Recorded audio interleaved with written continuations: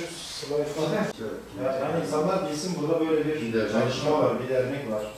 Türkiye genelinde 2 milyona yakın otizmli çocuğumuz var. İlimizde de, Batman'da da 500'ün üzerinde otizmli çocuğumuz var. Otizm bir hastalık değil, farklılıktır.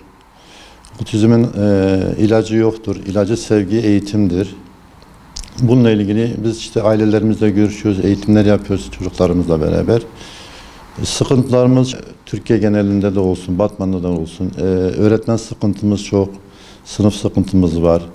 Bir de engelsiz yaşam yerlerimiz yok. Çocuklarımızın rahat nefes alacağı yerlerimiz yok. Okullarımızda da evet sıkıntılarımız var. Öğretmen sıkıntımız genelde fazladır. Çünkü özel eğitim öğretmenlerimiz girmiyor derslere. Genelde işte farklı derslerden gelen öğretmen arkadaşlar var. Ya okullarda sınıflarımız hijyen değil. En kötü sınıfları çocuklarımıza veriyorlar. İşte engelli merdiveni var, engelli asansörü var ama sınıf yok. Özel eğitim sınıflarımız işte son dönemlerde biraz açıldı ama yine bu da yetersizdir. Fiziki yapıları iyi değil.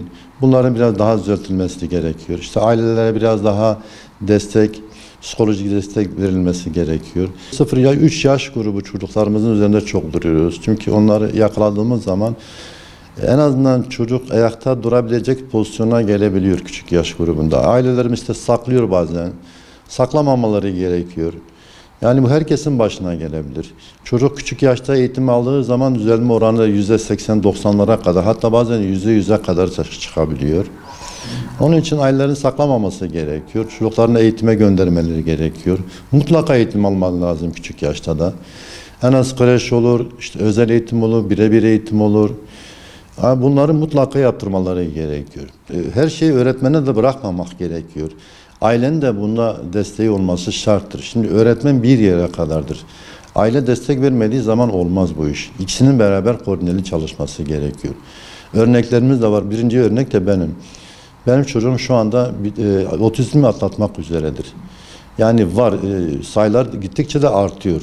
Yeter ki aileler destek versin, çocukların peşine gitsinler. Onların eğitimi olsun, sosyalleşmesi olsun, her konuda çocuklarına destek versinler.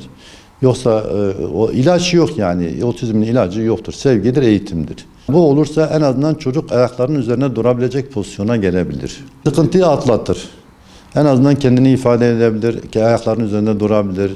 Yani otizmler zekidir, akıllıdır, aptal değiller çocuklar. Çok zeki çocuklardır. Yeter ki eğitim görsünler.